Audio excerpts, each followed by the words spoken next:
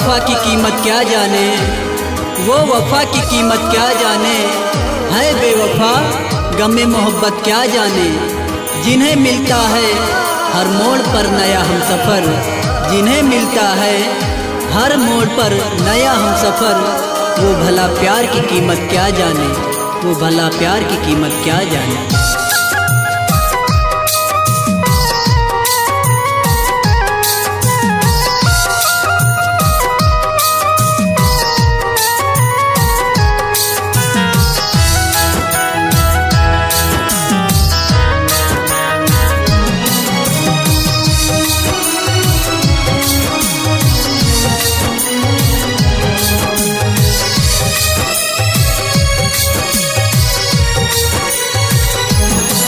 दिल प्यार में पागल बाटे, हर पल रोवताटे। दिल प्यार में पागल बाटे, हर पल रोवताटे। लोर अखियन से काहे हमारा चुप तू रहा, लोर अखियन से काहे हमारा चुप तू रहा। एगो बेवफा सनम खातिर रोवा ना करा, एगो बेवफा सनम खातिर रोवा ना करा। अच्छा होता जो उनसे प्यार न हुआ होता, चैन से रहते हम जो दीदार न हुआ होता। हम पहुंच चुके होते अपनी मंजिल पर, हम पहुंच चुके होते अपनी मंजिल पर, अगर उस बेवफा पर एतबार न हुआ होता।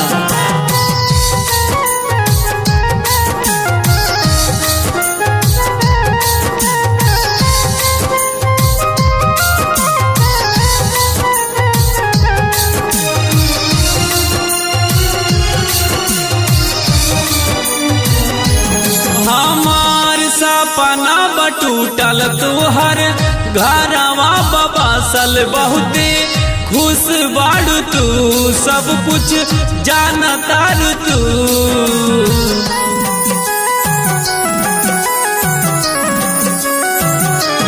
हमार सपना बटूटल तुहर घरवा बबासल बहुते खुश बाड़ू तू, सब कुछ जानतार तू।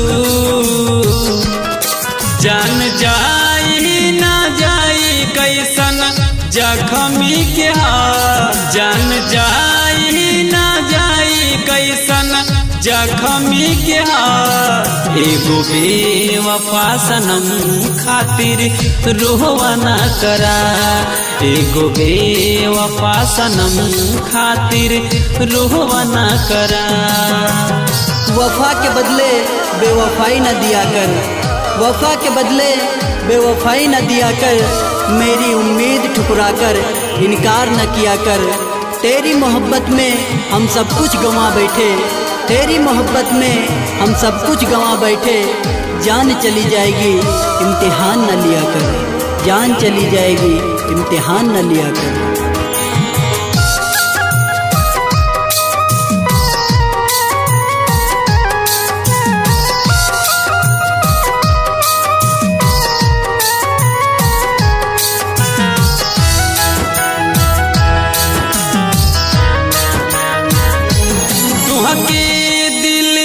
बसवनी जावन कहलू है कैनी, तुहरो नाज उठवनी, तुहरे नाम जिंदगी कैनी। ओ बेवफा तुहके दिल में बसवनी जावन कहलू है कैनी, तुहरो नाज उठवनी, तुहरे नाम जिंदगी कैनी। दिहल धोखा दिनेश रवि राज के, दिहल धोखा जान आमिर आजाद के। एगो बेवफा सनम खातिर रोवा ना करा, एगो बेवफा सनम खातिर रोवा ना करा।